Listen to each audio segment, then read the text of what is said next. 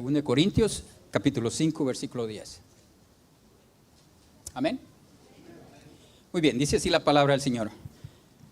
Porque es necesario que todos nosotros comparezcamos ante el tribunal de Cristo, para que cada uno reciba según lo que haya hecho mientras estaba en el cuerpo, sea bueno o sea malo. Amén. Pueden tomar asiento, hermanos.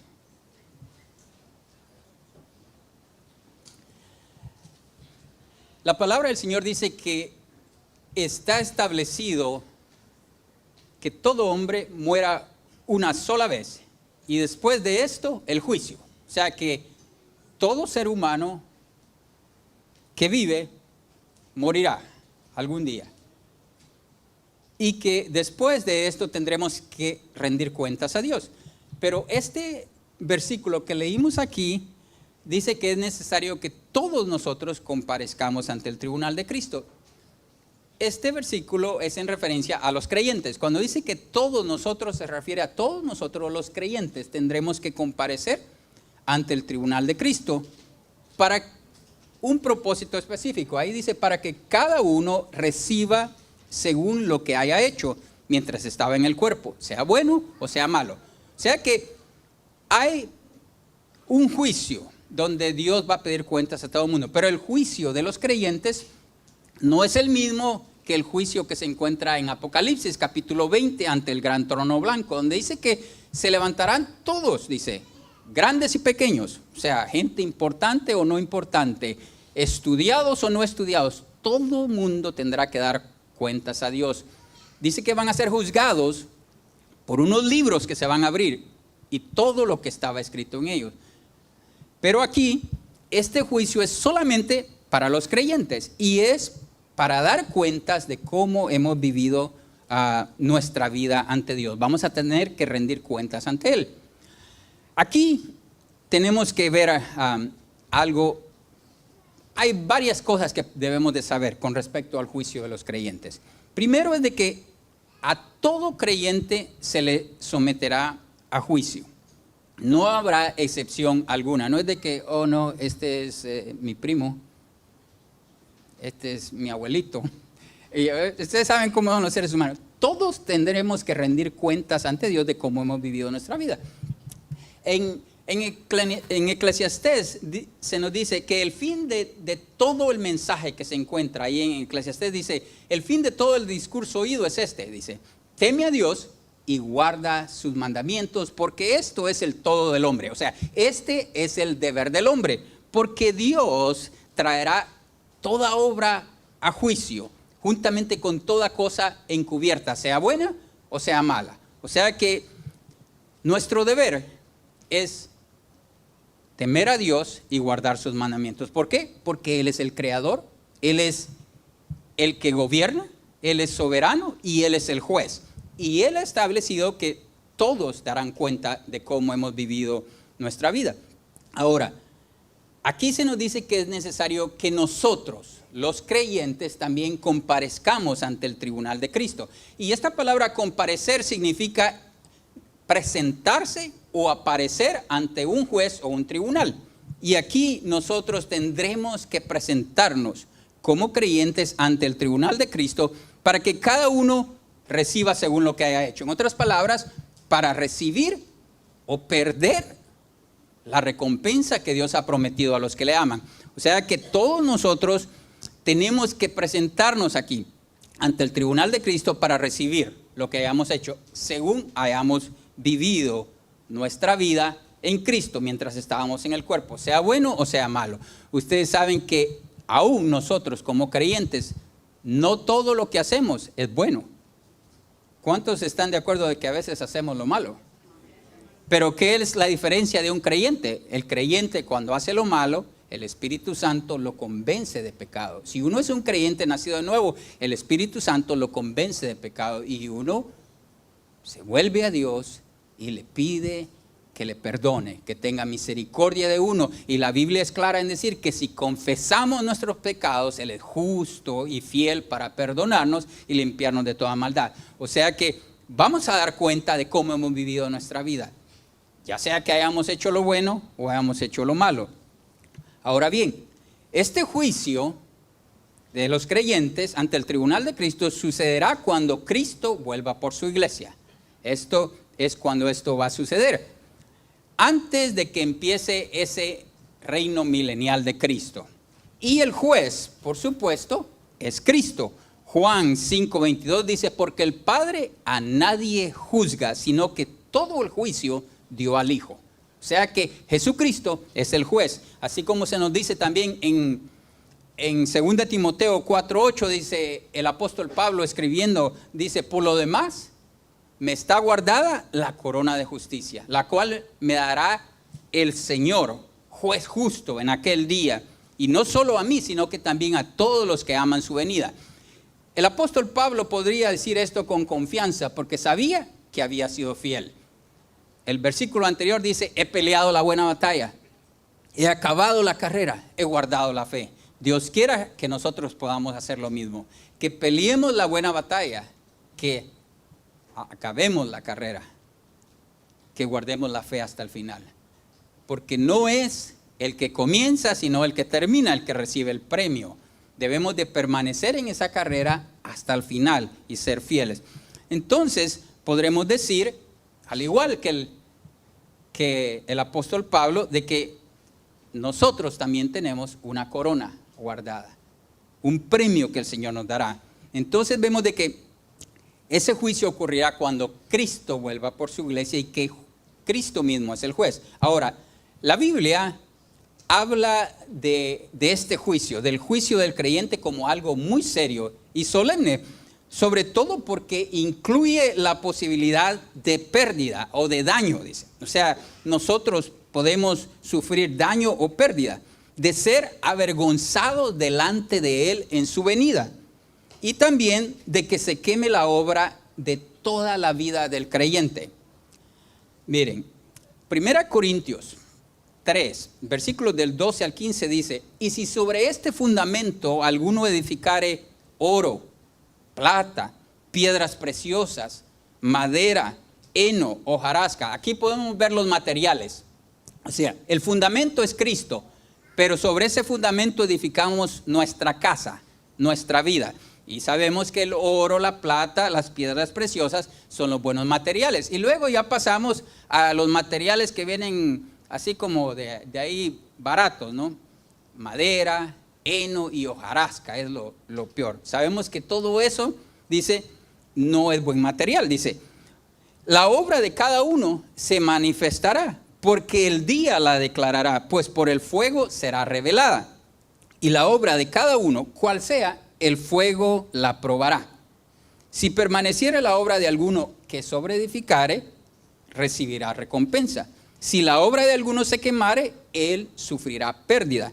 Si bien él mismo será salvo, aunque así como por fuego. O sea que nuestra vida, cuando comparecemos, nos presentamos ante el tribunal de Cristo, cuando uno va a un juicio es para establecer cómo fueran las cosas. Ahí se saca todo a la luz, la verdad. Por eso es que usted ve que traen testigos, que interrogan, para que todo quede establecido claramente como es.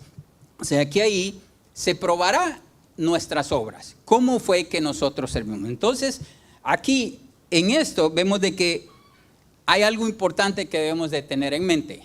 Aunque tenemos que comparecer para dar cuenta de cómo hemos vivido nuestra vida, en este juicio, en el juicio del creyente, Dios no dicta una sentencia de condenación para uno, sino que está juzgando la manera en que vivimos, nuestras obras. O sea que no es para determinar si el creyente será salvo o no, porque la salvación se obtiene a través de la fe en Jesucristo. Entonces vemos que aquí se nos dice que en ese tribunal, en ese juicio, todo se pondrá de manifiesto.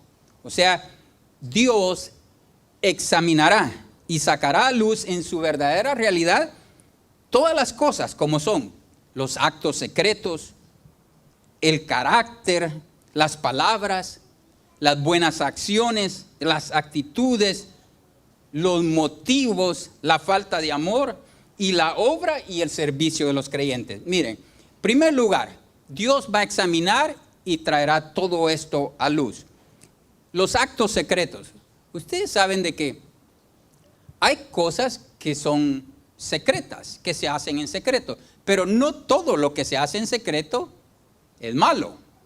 Hay cosas buenas. Por ejemplo, la Biblia nos dice claramente que nosotros, cuando ayudamos a alguien y damos limosna, dice, debe de hacerse en secreto. No sepa tu izquierda lo que hace tu derecha.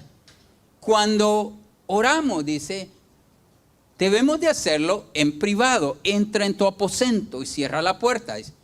Cuando ayunamos, solamente debemos de hacerlo delante de Dios. En nuestro caso, la única persona que sabe cuando yo ayuno es mi esposa, porque es la que me da de comer.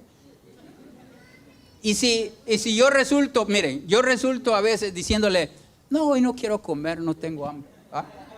Pues, bueno, ¿y qué te pasa, ma? No, en vez de andar con esos cuentos, le digo, mira, es que hoy voy a ayunar.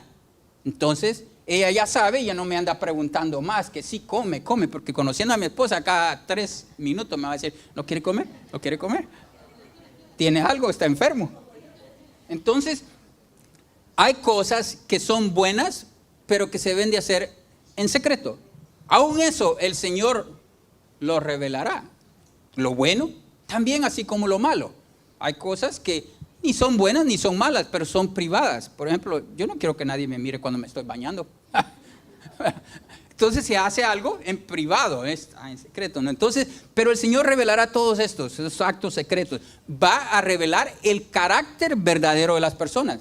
Miren, la Biblia dice que hay gente que con la boca bendicen, pero con el corazón maldicen. Hay gente que es tan hipócrita, y eso es algo que el Señor, es una de las cosas que más aborrece, que la ve venir y dice, ¡ay! ¡Qué gusto verte! ¿Cuánto tiempo? Y el abrazo y el beso hipócrita, el beso de Judas. Y cuando usted se da la vuelta y se va, dice, no la soporto, no la aguanto. El Señor va a sacar todas esas cosas. O sea, como creyentes somos llamados a vivir una vida santa, una vida recta. Si a usted le cae a alguien mal, pues no haga esas cosas, ¿no? Si le cae mal, usted mejor cuando la vea venir, Señor, dame paciencia, ten misericordia de mí, ayúdame a amar a esta persona, ¿no? Porque tal vez a veces no es la otra persona, a veces el problema lo traemos nosotros dentro del corazón. Ustedes, no sé si les habrá sucedido, pero uno a veces conoce gente que ni siquiera uno ha hablado con ellos y uno ya les cae mal. Solo por cómo usted se mira o cómo usted camina o por cómo usted habla. Es que hasta la voz me cae mal, dice la gente. No la aguanto.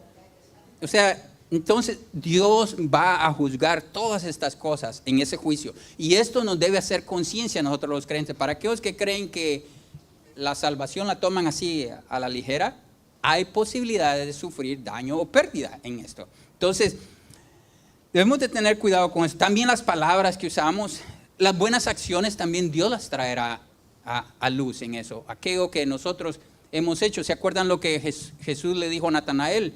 Dijo, aquí hay un verdadero israelita en el cual no hay engaño. Dijo, era un hombre íntegro. Y dijo, ¿y de dónde me conoces tú? Te vi cuando estabas debajo de la higuera. Porque estaba haciendo algo que era agradable a Dios. Y Dios sabe cuando nosotros hacemos lo bueno.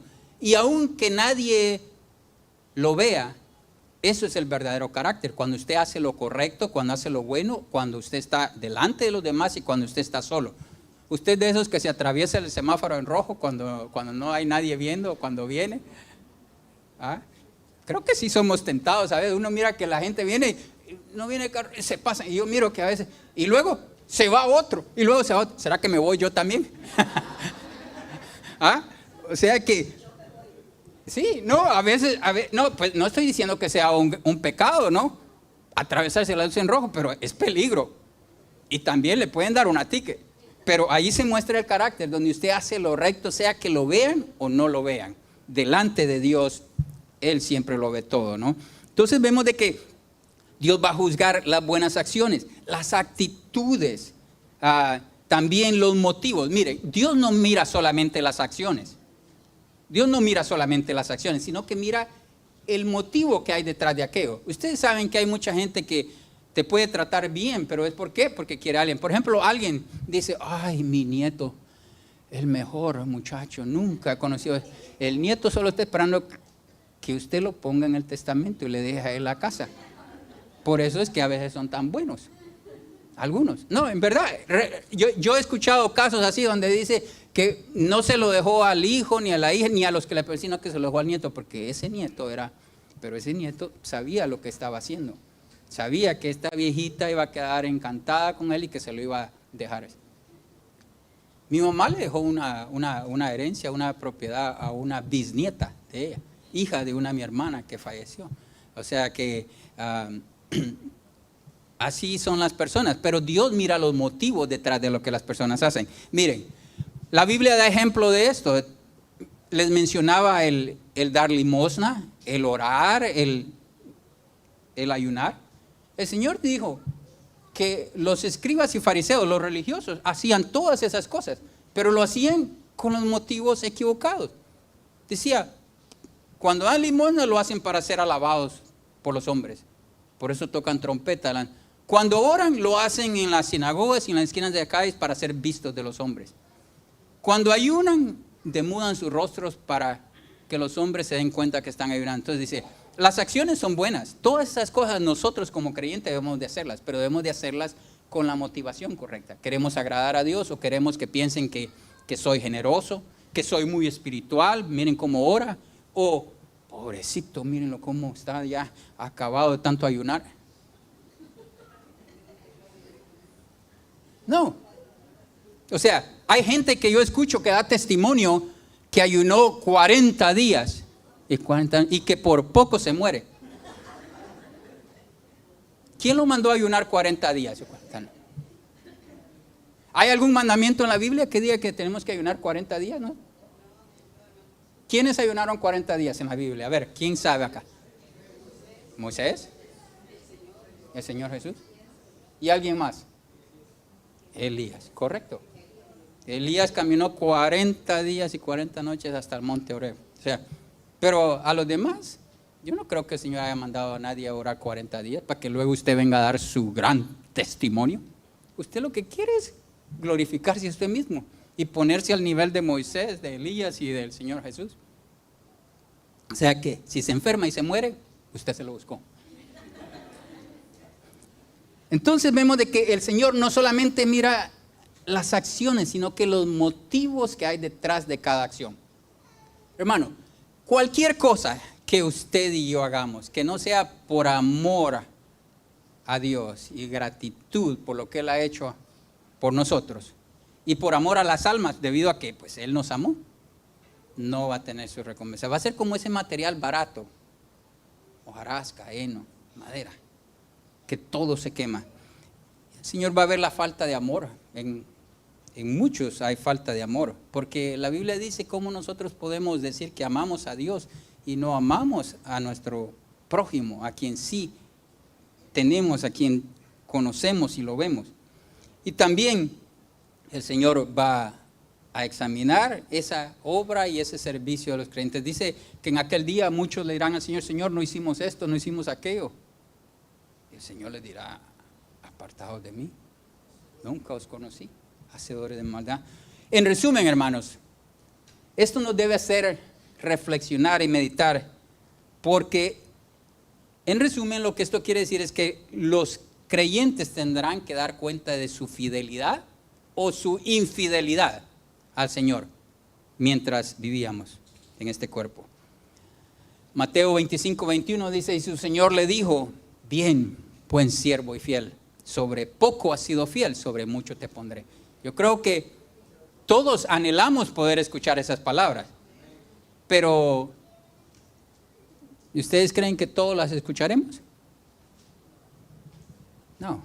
No es algo que sucede automáticamente, no es algo que va a suceder solamente por desearlo o quererlo. O sea que vamos a tener que dar cuenta de nuestra fidelidad o infidelidad, también de nuestras acciones a la luz de la gracia que nos ha sido dada, de la oportunidad que Dios nos ha dado y la comprensión que se nos haya dado, porque como dice la Escritura, dice, a quien mucho le es dado, mucho le es requerido, mucho más se le hará pedido. Santiago capítulo 3 nos dice, hermanos, No nos hagamos maestros muchos de nosotros, dice, sabiendo que nosotros, dice, los que enseñamos, recibiremos mayor condenación. Esto lo que quiere decir que Dios nos va a juzgar más duramente, más estrictamente a aquellos que se les ha dado ese privilegio. O sea, eso de ser un pastor o un maestro no es cosa que debe ser anhelada por todo el mundo, porque se requiere no solamente enseñar la palabra, sino que vivir de acuerdo a esta palabra. Se nos dice que el siervo del Señor debe ser ejemplo de la grey. Y ustedes saben que aunque a veces tenemos siervos del Señor, el ejemplo que dan no es muy bueno. A veces las personas hasta se desaniman, se desalientan cuando ven al siervo predicando lo bueno, pero haciendo lo malo. Lo único que le puedo decir es, nosotros tenemos que tener los ojos puestos en Jesús, dice la Biblia, el autor y consumador de la fe. Mire, no importa quién sea, por mal ejemplo que dé, eso no cambia en lo más mínimo la verdad de la palabra de Dios. La palabra de Dios es verdad, no cambia, es eterna. Nosotros somos los que fallamos, los débiles, pero usted ponga los ojos en Jesús. Y si alguien predica lo bueno, el Señor Jesús nos dijo sobre él. Miren, les dijo, ustedes hagan todo lo que les digan los escribas y los fariseos, porque ellos en la cátedra de Moisés se sientan, dijo. O sea, en otras palabras, les están enseñando la ley que Dios dio a través de Moisés. Esa ley es buena. Y si ellos les dicen que hagan algo, háganlo, dice, pero no hagan como ellos hacen, porque dicen y no hacen, dice. O sea que cuando usted vea a alguien enseña lo bueno, usted tiene que aplicarlo a su vida. Si él no lo hace, aquí está el juicio de los creyentes. Por eso les hablo de esto hoy. Usted no se preocupe, que usted no es el juez. Juez solo hay uno, dice la Biblia, también en Santiago. Y a él le tendremos que dar cuenta. Esa persona que dice y no hace, esa persona que enseña pero da un mal ejemplo, esa persona tendrá que dar cuenta de su infidelidad a Dios. O sea que las malas acciones, hermanos, del creyente, cuando se ha arrepentido de ellas, son perdonadas con respecto al castigo eterno. Un ejemplo de eso es el rey David. Ustedes se acuerdan el gran pecado del rey David. Cometió adulterio con Betsabé y luego mandó a matar al esposo de ella y luego salió como el Salvador. Se trajo a la viuda y se la trajo a vivir al palacio y cuidó de la pobrecita viuda. Qué buen rey, va. Pero el Señor sabía lo que había hecho, la maldad que había cometido, ¿no? El pecado. Y cuando es confrontado por el profeta, se arrepiente. Y el profeta le dice, has sido perdonado, le dijo, no morirás, le dijo. Pero debido a lo que has hecho, le dijo, la espada no se apartará de tu casa. O sea, el juicio de Dios va a venir sobre ti. Y el primer castigo que le llegó, porque eso sí, la Biblia es clara, se les murió el niño. El recién nacido, se les murió. Eso fue lo primero. O sea que las malas acciones que el creyente comete, cuando se ha arrepentido de ellas, son perdonadas en cuanto al castigo eterno, pero todavía se toman en cuenta al ser juzgadas para recompensa. O sea, lo malo que hiciste, eso te va a afectar porque no vas a recibir las recompensas que debías de haber recibido. Miren, Colosenses 3:25 dice, mas al que hace injusticia recibirá la injusticia que hiciere, porque no hay acepción de personas. Y como les digo, el rey David es un gran ejemplo, porque el rey David era un hombre, podríamos decir, amado por Dios, un hombre que creía en Dios, confiaba en el usado, pero aún así Dios no hizo acepción, lo castigó y lo castigó duramente. Usted sabe la historia de David, cómo le fue con sus hijos, con su hija, la violó el otro quería matar a su hermano, lo mató y luego quería matar a David. O sea, la vida de David fue una vida triste porque tuvo que sufrir las consecuencias de todo eso. Pero vemos de que esas malas acciones se toman en cuenta en cuanto a ser juzgados para la recompensa, pero no son consideradas para el castigo eterno. Miren, Romanos 8:1 nos dice que no hay ninguna condenación para los que están en Cristo Jesús. O sea, Cristo Jesús es nuestro Salvador y Él es lo que nos salva a nosotros. Nuestra fe en Él, lo que Él hizo, Él ya pagó. O sea que ninguna condenación hay para los que están en Cristo Jesús, los que no andan conforme a la carne, sino conforme al Espíritu. Esto quiere decir aquellos que han nacido de nuevo y que han puesto su fe y su confianza en Él. Ahora, ahí se nos dice que el que hace injusticia recibirá la injusticia que hiciere, porque no hay acepción de personas. O sea que todavía tendremos que dar cuenta de esas malas acciones delante de Dios. También se nos dice que Dios no es injusto para olvidar vuestra obra y el trabajo de amor que habéis mostrado hacia su nombre, habiendo servido a los santos y sirviéndoles aún. O sea que el Señor toma en cuenta nuestro trabajo en el Señor. No es en vano. Él nos va a recompensar. Pero los resultados específicos del juicio del creyente serán diversos para cada uno. Miren, ¿habrá confianza o habrá vergüenza? Ustedes ven, ¿qué dice el apóstol Pablo? Por lo demás me está guardada la corona de justicia. Hay confianza. El apóstol Juan dice, para que no nos apartemos de Él o no nos escondamos, no huyamos avergonzados de Él en su venida. Porque depende cómo hayamos sido, los resultados serán distintos. ¿Habrá confianza o habrá vergüenza? Habrá aprobación divina, porque el Señor dirá, bien hecho, buen siervo y fiel. Habrá también tareas y autoridad. Habrá posición. Habrá recompensas que el Señor dará y habrá honor. O sea que cada uno recibirá del Señor según lo que haya hecho mientras estaba en el cuerpo, sea bueno o sea malo. O sea que este juicio de los creyentes, hermanos, es un juicio inminente. La palabra inminente significa algo que está próximo, cercano, algo seguro. No piense usted de que falta mucho. No sea usted una de esas, de las 10 vírgenes que están sin aceite. Ese juicio es inminente, es seguro y sucederá mucho más pronto de lo que tal vez nosotros nos podríamos imaginar. El juicio de los creyentes es seguro, está cercano, es próximo y debería de perfeccionar en nosotros el temor del Señor. ¿Qué es lo que dice Eclesiastés? Teme a Dios y guarda sus mandamientos. Ese temor del Señor debe hacer que nosotros velemos y oremos, como nos dijo nuestro Señor, que llevemos una vida santa y piadosa y que seamos compasivos, bondadosos, misericordiosos con todos. Mira, aquellos de ustedes que siempre son así, como dicen, muy duros de carácter, un día se van a arrepentir. No, tengo que advertírselo, un día se van a arrepentir. Sí, porque hay gente que todo el tiempo se lo merece, merecido se lo tiene. Hasta mucho se había tardado el Señor en castigarlo. Quiero ver cuando te toque a ti ser juzgado por Dios.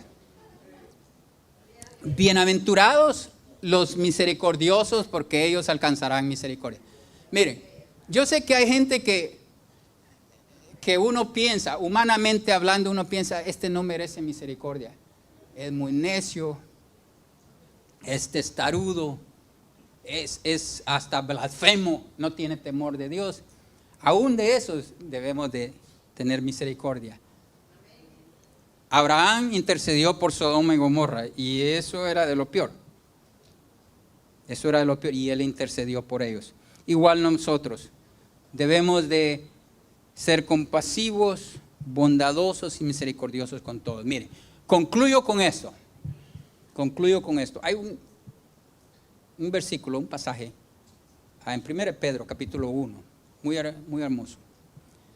Es una promesa para nosotros. Dice, para que sometida a prueba vuestra fe, mucho más preciosa que el oro. O sea, nuestra fe es más preciosa. Eso quiere decir que la fe que el Señor nos ha dado vale más que el oro, que la plata, que cualquier cosa en este mundo. Es mucho más preciosa que el oro, el cual, aunque perecedero, se prueba con fuego. De nuevo, estamos hablando de la prueba, ¿ven? Ya hablamos de prueba. Dice que el fuego probará todo. El oro se prueba con fuego esa fe, dice, sea hallada en alabanza, gloria y honra, la cual el Señor será quien nos dará esa alabanza, gloria y honra cuando sea manifestado Jesucristo, a quien amáis sin haberle visto. ¿Cuántos de ustedes han visto al Señor Jesús? Ustedes lo han visto un montón de veces en películas y en fotos que ponen ahí, pero no es Él. Esas son imágenes que el hombre se ha inventado. Dice, al cual amáis sin haberle visto, en quien creyendo, aunque ahora no lo veáis, os alegráis con gozo inefable y glorioso. Es un gozo indescriptible, obteniendo el fin de vuestra fe, que es la salvación de vuestras almas. Y yo digo, gloria a Dios, aleluya. El fin de nuestra fe, dice. O sea, el propósito de nuestra fe es poder alcanzar la salvación de nuestras almas y vivir en ese reino eterno de Cristo con Él. O sea que, mis amados hermanos, acuérdense, todos nosotros tendremos que comparecer ante el tribunal de Cristo. Así que usted examine su vida, porque tendrá que dar cuenta de su fidelidad o infidelidad. Mire, dice ahí, si su obra se quemare, va a sufrir pérdida, aunque usted mismo va a ser salvo así como por fuego. Hoy estamos hablando de fuego en estos días, fuego por todo. O sea, dice, usted se va a salvar por la puritita gracia de Dios. Es como que se escapó entre las llamas del juicio. Eso es lo que dice. Pero recompensa no va a tener. Usted va a ser uno de esos que va a vivir en un ranchito chiquito en el reino de los cielos por su infidelidad. O sea que procuremos vivir en el temor de Dios. Amén. Y alcanzar, como se nos dice aquí, el fin de nuestra fe, la salvación de nuestras almas. Que el Señor me los bendiga, hermanos. Ahora nada más quiero preguntar, ¿hay alguien aquí entre nosotros que habiendo escuchado la palabra de Dios, la cual es viva y eficaz y poderosa y produce fe en nosotros, quisiera recibir a Jesucristo como su Señor y Salvador? El Señor dice, el que a mí viene, yo no le echo fuera. Él vino a buscar y a salvar lo que se había perdido. Él es Jesucristo, el Hijo de Dios, el Salvador del mundo. Y fuera de Él no hay salvación. ¿Hay alguien entre nosotros que arrepintiendo de sus pecados quisiera recibir a Jesucristo como su Señor y Salvador? Hoy es el día de salvación. Muy bien. Creo que los que estamos aquí somos creyentes. Y si no, el Señor tenga misericordia de ti. Una última palabra que te puedo decir. Si aún tú no has recibido a Cristo como tu Señor y Salvador, necesitas creer en Él, necesitas arrepentirte, necesitas recibir el perdón de parte de Él para ser salvo. El Señor dice en su palabra, no te jactes del día de mañana, porque no sabes qué dará de sí el día. No pienses que vas a tener un mañana o vas a tener otra oportunidad, porque como diría el Señor, le dijo a aquel hombre rico, necio, ¿no sabes que hoy vienen a pedir tu alma? A veces estamos haciendo planes pensando que tendremos la oportunidad para más adelante, pues, buscar de Dios. Más adelante voy a arreglar mi vida con Dios. Hoy es el día de salvación, dice el Señor.